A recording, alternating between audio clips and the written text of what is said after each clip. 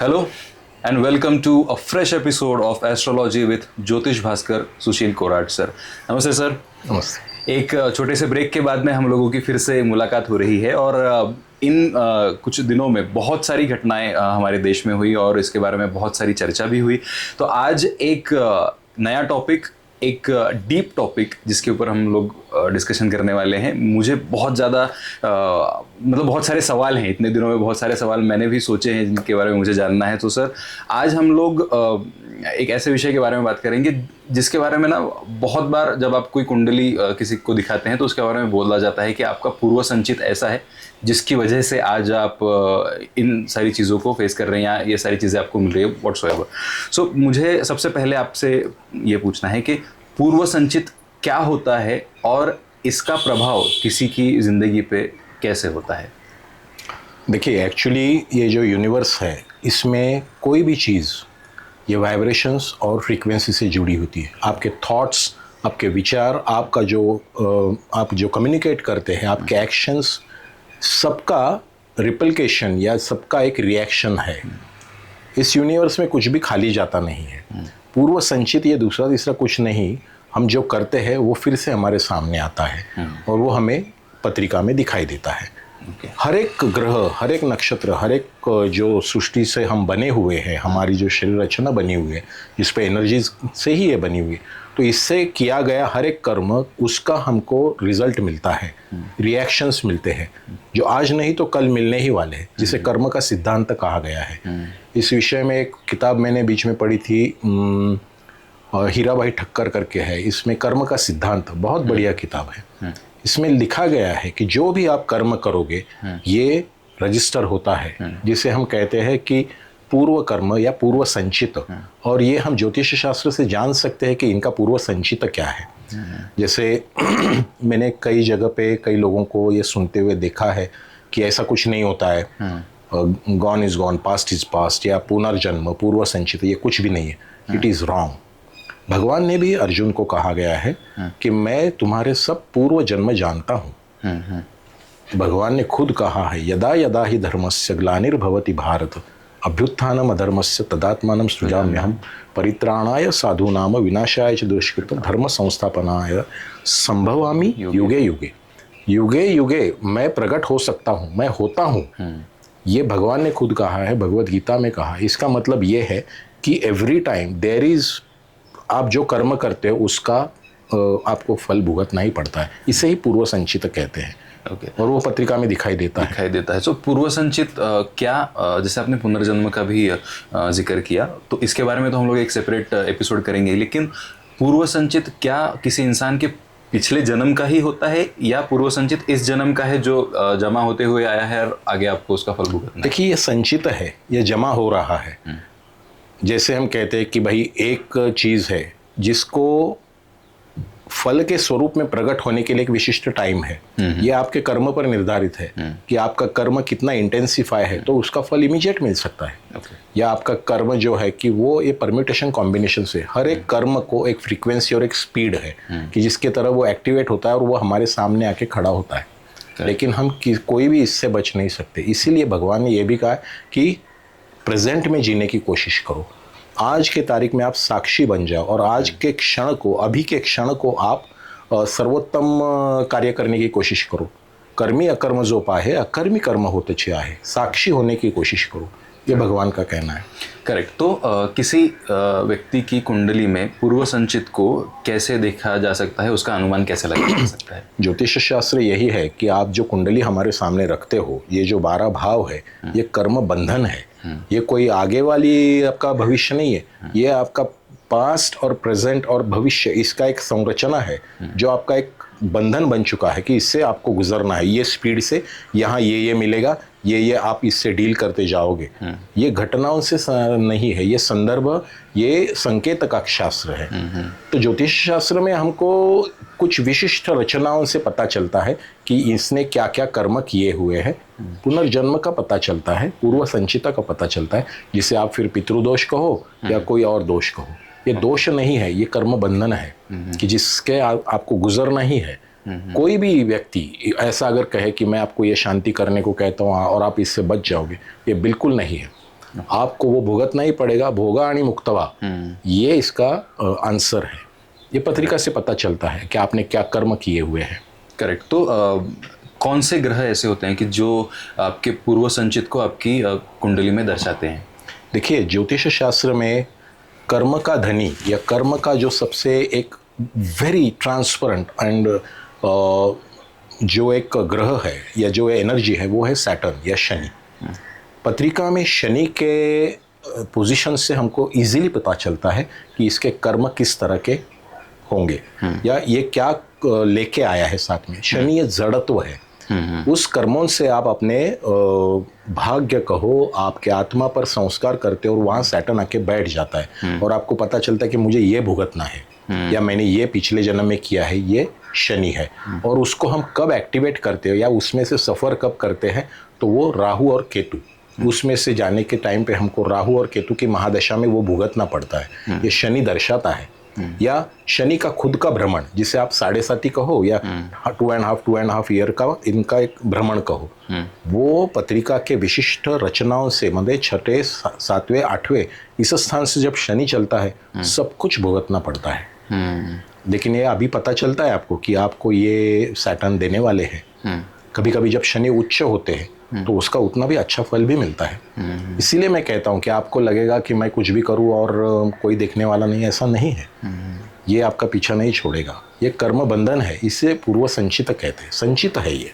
Okay. तो मुझे ये जानना है कि इन चीज़ों का क्या प्रभाव किसी की कुंडली पे होता है। मतलब जैसे होता है ना कि कुछ लोग होते हैं कि यार कुछ समस्याएं बार बार उनकी ज़िंदगी में आती ही जाती हैं। मतलब एक हो गया, दूसरा हो गया, तीसरा, ऐसा शुरू रहता है। तो क्या ये भी इस पूर्व संचित के दोष का संकेत होता है? बिल्कुल।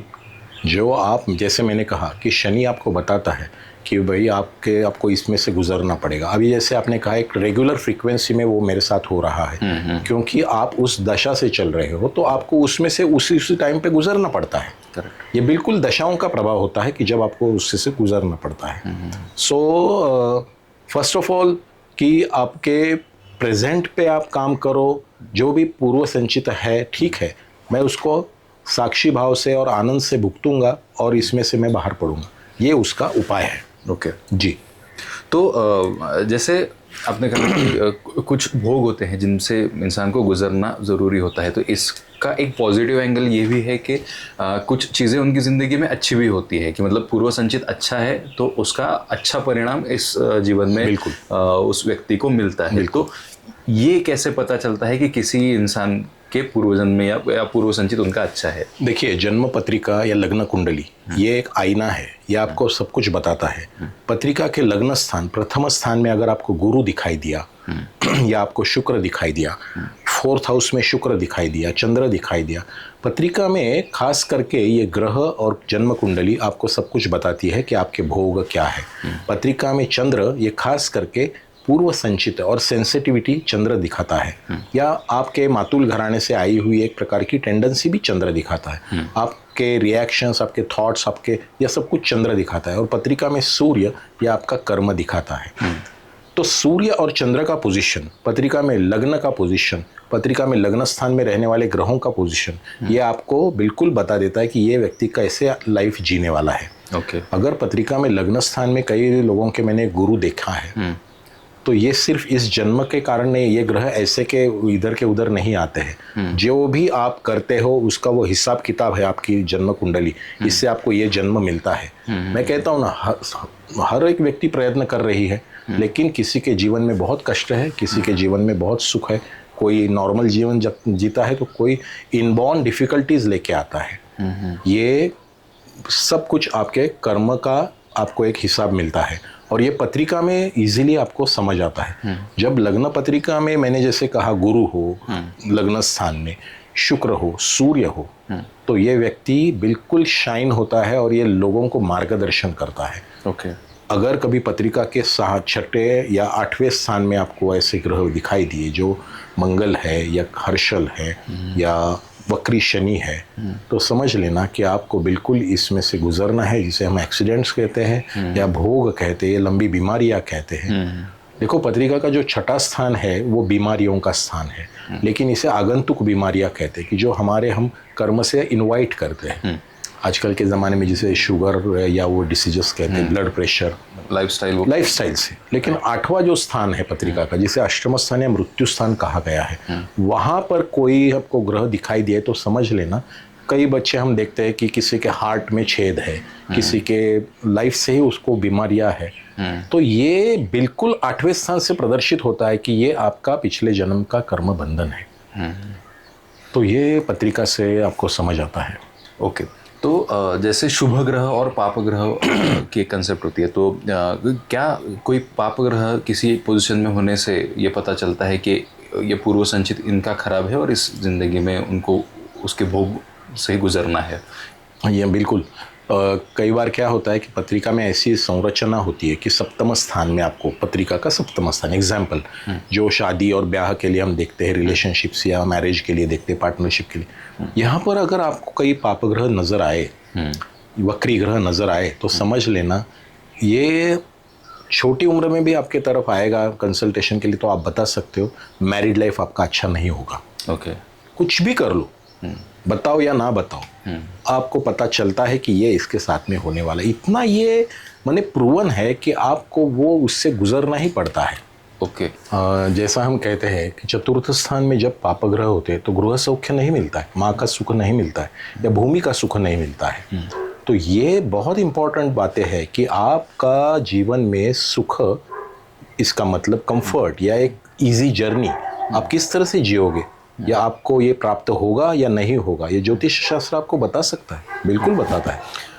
ओके, तो मैं एक पूछना चाहूँगा कि जैसे पार्टनरशिप के बारे में आपने बताया, तो किसी का मांगलिक होना ये भी बहुत ज़्यादा देखा जाता है ना कुंडली में। अब तो क्या ये भी पूर्व संचित का ही हिस्सा होता है? देखो, मांगलिक ये जो टर्मिनोलॉजी है ना, इसे बहुत ही गलत तरीके से इस्तेमाल किया गया है। पत्रिका में मंगल ये भूमि का कारक ग्रह है। जिनके पत्रिका में मंगल खराब होता है या मंगल उग्र नक्षत्र में होता है, उनको वास्तु का सुख नहीं मिलता है। या मंगल और राहु हो तो इनके पैसे जमीन के व्यवहार में फंस जाते हैं, या इनकी जहाँ जगह होती है वहाँ पे इनको रेस्टलेसनेस या अनइजीनेस का सामना करना पड़ता है। कई बार जागा जमीन वास्तु से भाइयों में झगड़े होते हैं। ये मंगल दूषित होने के कारण होता है, ये पत्रिका से पता चलता है। तो कई लोग मुझे पूछते हैं कि सर मैंने वास्तु लिया है लेकिन मुझे उसमें बहुत तकलीफ आ रहा है, तो मैं वास्तु दोष का ये कुछ करूं, क्या उपाय? फर्स्ट ऑफ ऑल, आपके पत्रिका में आपके कर्म बंधन से आप ऐसी एनर्जी लेके आए हो, अगर वास्तु जागा जमीन जो भी चीजें होती है मंगल से प्रभावित होती है, तो ये आपका कर्म बंधन है। इसमें उपाय फर्स्ट ऑफ ऑल क्या है? सिंपल, आप आपके मिसेस के नाम से प्रॉपर्टी ले लो, देखिए you are out of that karma bandhan आपको चिपक जाएगा। अगर वो वास्तु के साथ में कुछ व्यवहार अपने नाम से करो, तो नाम से करोगे तो सिंपल रेमेडी तो वो आपके सामने है। Okay, first of all do that. Secondly, जो मांगलिक है जिसे हम कहते हैं खास करके विवाह के लिए, कुछ लड़कियों के विवाह होते ही नहीं है या लेट होते हैं, या कई बार बनी बनाई बात बिगड़ जाती है। मांगलिक होना, देखिए सिर्फ मंगल ये चीजें करता नहीं है। मंगल का एक्चुअली आपने जो संदर्भ लेना है वो प्रॉपर्टी के लिए, भाई बहनों के लिए, और व्यक्तिमत्व में जो हम कहते हैं कि जिसे एग्रेशन कहते हैं, या जिसे हम कहते हैं कि एक प्रकार का शौर्य, ये मंगल है। ओके, मंगल का प्रभाव ये बहुत इंपॉर्टेंट प्रभाव है। शादी के लिए सिर्फ इसे देखना गलत बात है। मंगल से स्पर्धा परीक्षा में यश आता है, बहुत अच्छे अफसर्स बनते हैं। मंगल से आप भूमि के मालिक बन सकते हो। और जहाँ मंगल दूषित है या पत्रिका में प्रभावित है, जिसे अंगारक योग कहते हैं, इसके लिए उपाय या इसका पहला जो एक ये है कि आपको वास्तु से बहुत नुकसान होता है। इसके लिए उपाय क्या है? तो गणेश जी की पूजा करो। आपने हमेशा गणेश जी की पूजा करके लाल रंग का वस्त्र पहनना चाहिए, ये लाल रंग का टीका लगाना चाहिए। सेकेंडली, एक आधे प्लॉट में अगर बहुत सारी प्रॉब्लम्स होती है, जो पूर्व संचित होता है कि पहले वहाँ कुछ घटनाएं हो चुकी है, ये जो जगह है, ये जो सॉइल है, हमें लैंड कहते हैं, उसके अंदर फ्रीक्वेंसीज है, वाइब्रेशंस है, और वो अगर दूषित हो गए तो कई बार हमें अनेक चीज़ों का, जिसे हम कहते हैं बाधाओं का सामना करना पड़ता है, which are beyond human understandings, मतलब जैसे पैरानॉर्मल एक्टिविटी का हो, या जिसे जहाँ जाने से हमको ऐसा लगता है कि यहाँ मुझे बहुत अनईजी महसूस हो रहा है, ऐसे प्लॉट्स होते हैं और लोग ब्लाइंडली उसको खरीदी करते हैं। ओह। और फिर वो उस जगह पे वो जो एक प्रकार का वायुमंडल तैयार हुआ है उसका हमेशा उनको तकलीफ होता है। सिंपलेस्ट ऑफ सिंपल उपाय, पहले तो जगह जहाँ लेते हो वहाँ कहीं भी बाबुल जिसे कहते हैं या जिसे कांटों वाले वृक्ष कहते हैं, ये नहीं होना चाहिए। सेकेंडली वो स्क्वायर या आयताकृति होना चाहिए। अगर ऐसी कोई घटना वहाँ घट चुकी है तो वहाँ आग्नेय दिशा में आप एक 1 स्क्वायर फीट का एक ऐसा गड्ढा बना के उसमें जैगरी या गुड़ अर्पण करो। वहाँ पे एक छोटा सा गणेश जी का मंदिर आग्नेय दिशा में मंगलवार के दिन आप गुड़ अर्पण करो और नमस्कार करके गणेश जी की पूजा करो, और उस वास्तु में आप गणेश जी का एक छोटा सा मंदिर बनवाओ, नहीं होगा आपको तकलीफ। ये बहुत प्रभावी उपाय है मंगल को ठीक करने के लिए। अगर महिलाओं के लिए समझो शादी में बाधा आ रही है, वो हो रही, आप गणेश जी की पूजा करो, ओम गंग गणपते नमः जाप कहो और यहाँ लाल रंग का टीका लगाओ। ये जो महिलाएं होती है जिनके मंगल बहुत प्रभावी होते हैं, ये स्पर्धा परीक्षा में बाहर बहुत शौर्य से काम करती है और इनको बहुत ऊंचाई पर जाती है, तो इसे सिर्फ आप मांगलिक कह के दूषण देना ये गलत बात है। हाँ, अगर उनको रिलेशनशिप के लिए अच्छा करना है तो there are some also remedies like लाल रंग का टीका आप लगाओ, ब्लैक कलर मत पहनो, और कई बार आप गणेश जी की पूजा करो, ओम गंग गणपति नमः जाप करो, ये चीजें होती है। सिर्फ मंगल से मांगलिक है और शादी नहीं होती, ये बात कहना गलत है। तो आपने जैसे अभी बताया कि किसी ज़मीन में कभी कुछ तो गलत हुआ होगा, वहाँ पे नेगेटिव वाइब्स होते हैं, तो ये मतलब कहीं से तो चलता आ रहा है बिल्कुल ये चीज़। तो ऐसी चीज़ें कभी कभी ऐसा भी होता है कि परिवार में भी कुछ चीज़ें जो है वो दूर से चलती आ रही है। तो जैसे कभी ये भी कहते हैं ना कि माँ बाप के बुरे कर्मों का फल बच्चों को भी भुगतना पड़ता है, तो क्या ये भी पूर्व संचित का हिस्सा है? बिल्कुल है। माँ बाप के संयोग से ही हम पैदा होते हैं। माँ बाप के संयोग से हम एक प्रकार का ऐसा विशिष्ट योग बनाते हैं, एक इस प्रकार का ग्राउंड बनाते हैं कि उस आत्मा को वहाँ लैंड होना पड़ता है, जो उसका कर्म बंधन है कि उसको समझो अकाल मृत्यु कहो। ऐसे कई फ्रीक्वेंसीज है कि जहाँ पे वो आत्मा या जन्म गया हुआ है और उसको जन्म लेना है। माँ बाप के ऐसे कर्म हम निर्माण करते हैं कि वहाँ ऐसी फ्रीक्वेंसी अट्रैक्ट होकर लैंड होती है, और वो बच्चे का वहाँ पे कोई दोष नहीं है, लेकिन माँ बाप ने एक्चुअली उससे बुलाया है और उनके कर्मों के अनुसार वो वहाँ एक्टिवेट होने का ग्राउंड मिल गया उसको, और वो हो चुका है। ओके, तो ये माँ बाप की गलतियों की सजा बच्चों को भी भुगतनी बिल्कुल होती है। आप ऐसा नहीं कर सकते हो कि मैं किसी पर कुछ भी अत्याचार करूं और मेरे बच्चे वे सब लोग सुखी रह जाएंगे, नहीं। ये कर्म बंधन है, पत्रिका ये कर्म बंधन है। पत्रिका भविष्य से ज़्यादा कर्म बंधन से जुड़ी होती है।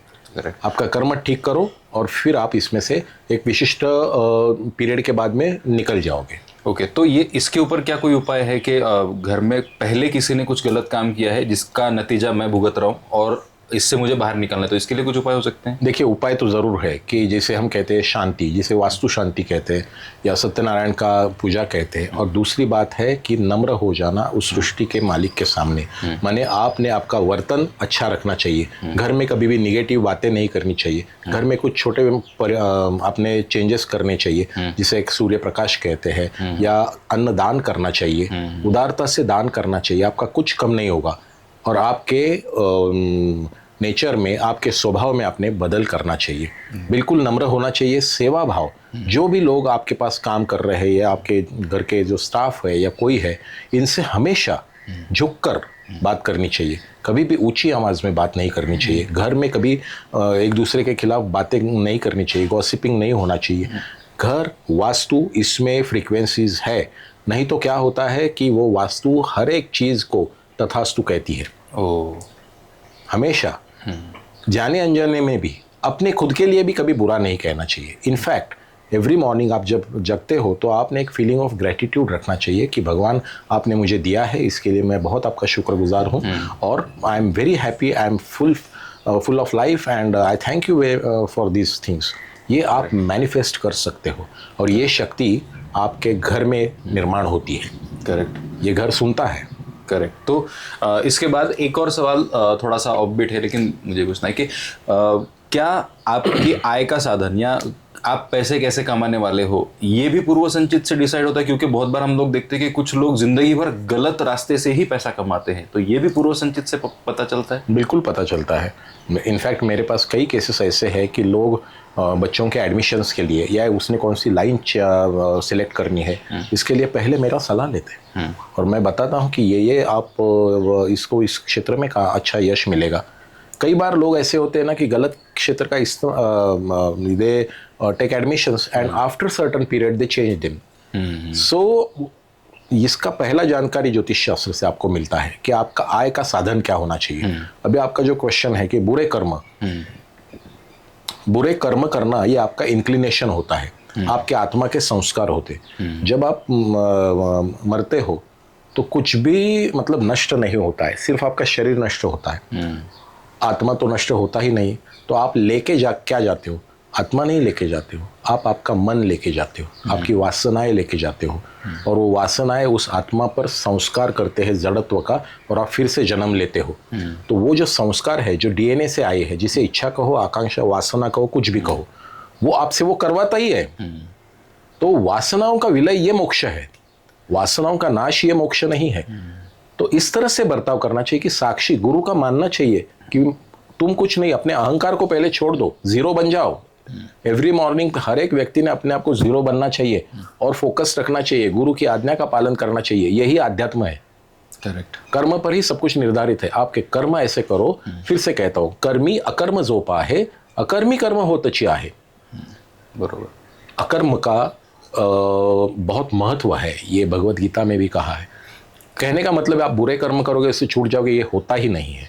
ओके। और आप बुरे कर्म करोगे या डिस्टाइंड है क्या? हाँ डिस्टाइंड है, क्योंकि आप वो मेंटालिटी आपके जीन्स में लेके आए हो। क्या ये बदल सकते हो? क्या बदल सकते हो जब आपका गुरु की दृष्टि पड़ेगी।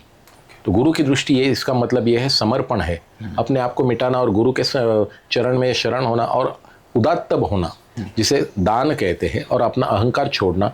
इससे आप मोक्ष प्राप्त कर सकते हो, मतलब अपने कर्म बंधन से छूट सकते हो। करेक्ट। एक व्यक्ति मेरे पास आए थे, थोड़ा सा आउट ऑफ ये है लेकिन फिर भी बताता हूँ। बहुत बड़े एक प्राध्यापक है, मुझे कहने लगे सर मोक्ष क्या होता है? तो मैंने उनको वही बताया था, उसी वक्त बताया था कि मोक्ष ये घटना नहीं, मोक्ष ये अनुभूति है। तो उन्होंने फिर पूछा मुझे कि मेरे पास्ट कर्मों से मुझे कैसे मुक्ति मिलेगी। मैंने कहा पास्ट कर्म से कभी भी मुक्ति मिलना संभव नहीं है, उसको भुगतना ही पड़ता है। लेकिन फिर भी अगर भगवान की आप पर दृष्टि हो या गुरु की दृष्टि हो तो पास्ट कर्मों का विलय होना शुरू हो जाता है। इसके लिए आपको पहले तो सरेंडर करना है और साक्षी होना है। समर्पण और साक्षी भाव ये आपके मोक्ष के द्वार है और ये कोई असाध्य बात नहीं है, आप भी कर सकते हो। लेकिन इसे मार्गदर्शन करने वाला गुरु चाहिए और गुरु की बातें आपने सुननी चाहिए। इसीलिए हमारे यहाँ पे हमारे धर्म में सगुणातून निर्गुणाची पूजा म्हटलं आहे। म्हणजे मतलब भगवान को आप देखे बगैर आप मानते नहीं हो तो करो फिर। उपवास का मतलब खाने का उपवास नहीं भाई, तेरे कर्मों का उपवास कर। चलो ठीक। तो ये एक्चुअली मेरा अगला सवाल यही होने वाला था कि अगर किसी के कोई ऐसे कर्म है कि जिनका उसने अभी तक विलय नहीं हुआ है उनका, तो ऐसे में क्या हमेशा पुनर्जन्म होता ही है? बिल्कुल, मैंने जैसे कहा, भगवान ने कहा यदा यदा ही धर्मस्य, कि मैं आता हूँ, हमेशा आता हूँ। जब भी यहाँ का ये घड़ा भर जाता है तो मुझे आना ही पड़ता है। पुनर्जन्म या पिछला जन्म, ये हमारे हिंदू धर्म में इसके बहुत सारे उदाहरण है, लाइव उदाहरण है कि जो अभी भी आप देख सकते हो कि कई लोगों को पिछली यादें अभी तक याद है। कुछ ऐसे प्लेयर्स है कि जो बचपन से इतने फैंटास्टिक खेलते हैं कि आप सोचते हो कि ये क्या है। कुछ लोग बहुत सारे मेमोराइज कर लेते, ये हाउ कम? अगर आप मैथमेटिकली आपके अगर विज्ञान की भाषा से कहो तो चौथी के व्यक्ति को कैसे सारी भाषाएं कैसे आती है, बताओ मुझे, कौन सिखाता है? अरे भाई ये उसके डीएनए, उसके आत्मा पर हुए संस्कार है, उसके ब्रेन्स में जो मेमोरी, एक प्रकार का वो एक संदेश वहन रजिस्टर हो चुका है। करेक्ट। ब्रेन नष्ट हो गया लेकिन आत्मा ने वो कैरी किया है संस्कार, जिसे मन कहते हैं। तो ये पुनर्जन्म है और हर एक व्यक्ति का पुनर्जन्म है और हम पुनरपि जननम पुनरपि मरणम ये कहा गया है। इसलिए एक हमारे यहाँ पे एक इन्होंने ये भी कहा है कि भगवान से यही मांगना है कि अभी ये जन्म नहीं चाहिए, ये भोग है, जिसे आप सुख कहते हो, इसे मैं भोग कहता हूँ। इसको आनंद से, और गोंदावलेकर महाराज का कहना है कि आपका जो शरीर है वो आप प्रकृति पे छोड़ दो, और चित्त जो है वो भगवान पे छोड़ दो। जो चल रहा है चलने दो। करेक्ट। तो कुछ भी बदल नहीं सकता है। करेक्ट। तो इसी नोट पे आज हम यहाँ रुकेंगे, क्योंकि पुनर्जन्म का एक ऐसा विषय सर ने छेड़ दिया है जिसके ऊपर हम लोग एक डिटेल में एपिसोड करने वाले हैं। तो मिलते हैं अगले एपिसोड में, जो होगा खास तौर पे पुनर्जन्म और उससे जुड़े अलग अलग सवालों पर। Thank you so much sir, thank you so much. Episode कैसा लगा कमेंट्स में ज़रूर बताइए, और एस्ट्रोलॉजी से जुड़े और भी वीडियोस अगर आपको देखने हैं तो इस चैनल को सब्सक्राइब कीजिए, बहुत सारे वीडियोस आपको वहाँ पे दिखेंगे। Thank you so much.